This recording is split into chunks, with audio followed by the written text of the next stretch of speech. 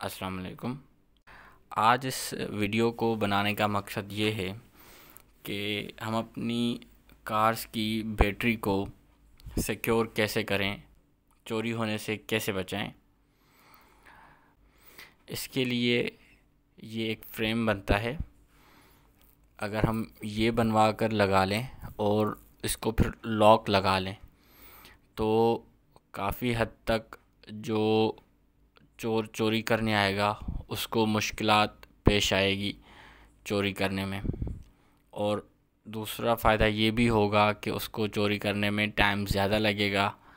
Hopefully तब तक कोई ना कोई आ जाएगा या किसी के डर से वो आधे में अपना चोरी छोड़कर भाग जाएगा। तो इस तरह से हम अपनी कार की बैटरी को मज़ीद सिक्योर कर सकते हैं। Thank you.